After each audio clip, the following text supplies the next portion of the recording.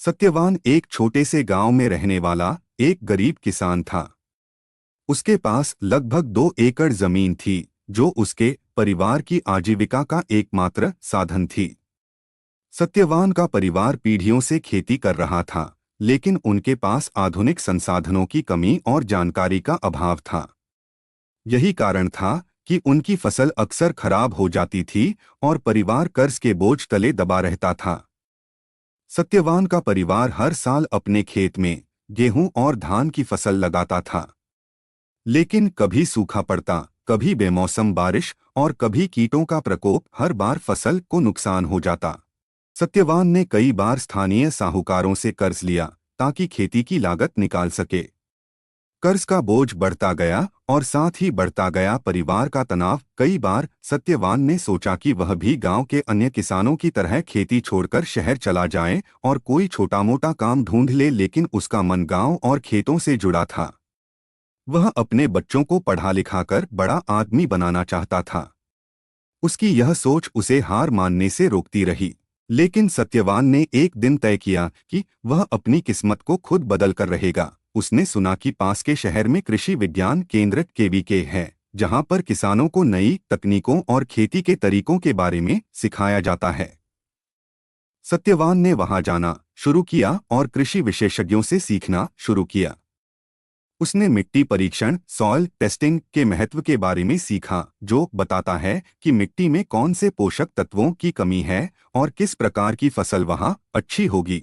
सत्यवान ने धीरे धीरे समझा कि फसल चक्र, जैविक खाद का उपयोग और प्राकृतिक कीटनाशकों का प्रयोग कैसे उपज को बढ़ा सकते हैं। उसने अपने खेत में रासायनिक उर्वरकों की जगह जैविक खाद डालना शुरू किया। इसके अलावा उसने पानी की बचत के लिए ड्रिप इरिगेशन प्रणाली लगाई, जिससे पानी की खपत कम हुई और फसल को अधिक नमी मिल सकी।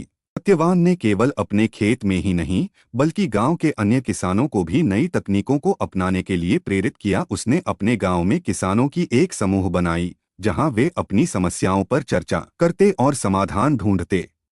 धीरे धीरे गांव के अन्य किसानों ने भी सत्यवान की सलाह पर अमल करना शुरू किया और उन्हें भी अच्छे परिणाम मिलने लगे। कुछ ही वर्षों में सत्यवान की मेहनत रंग लाई। उसकी फसलें अब पहले की तुलना में अधिक उपज देने लगीं और उनका स्वाद भी बेहतर हो गया। वह अपनी फसलों को स्थानीय बाजार में अच्छे दाम पर बेचने लगा। सत्यवान ने धीरे धीरे अपने सारे कर्ज चुका दिए। उसकी आमदनी अब इतनी हो गई कि उसने अपने बच्चों को पास के शहर के एक अच्छे स्कूल में दाखिला दिलाया, जहां वे बेहतर शिक्षा प्राप्त कर सकें। सत्यवान का घर अब खुशियों से भर गया था। गांव में उसकी पहचान एक सफल किसान के रूप में बन गई थी। जो लोग पहले उस पर हंसते थे और उसकी मेहनत पर शक करते थे, वे अब उसकी सराहना करते थे और उससे सलाह लेने आते थे। सत्यवान ने अपने गांव के किसानों के साथ मिलकर एक सहकारी समिति भी बनाई, जिससे वे सीधे बाजार में अपनी फसलों को बेच सकें और बिचौलियों से बच सकें। सत्यवान की कहानी यह साबित करती है कि जब तक आप अपने प्रयासों में विश्वास रखते हैं और अपनी परिस्थितियों को सुधारने के लिए कड़ी मेहनत करते हैं, तब तक कोई भी मुश्किल आपको सफल होने से नहीं रोक सकती। सत्यवान का संघर्ष, उसकी लगन और उसकी सीखने की ललक ने न केवल उसकी जिंदगी बदल दी, बल्कि उसके गांव के अन्य किसानों के लिए भी एक नई दिशा दिखाई। आज सत्यवान का नाम एक प्रेरणादायक किसान के रूप में लिया जाता है।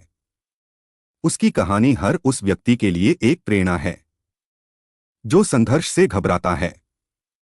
यह कहानी हमें बताती है कि अगर आप मेहनत और समझदारी से काम करें, तो कठिन से कठिन परिस्थिति को भी अपने पक्ष में मोड़ा जा सकता है। अब आप कृपया करके लाइक और सब्सक्राइब भी कर दो।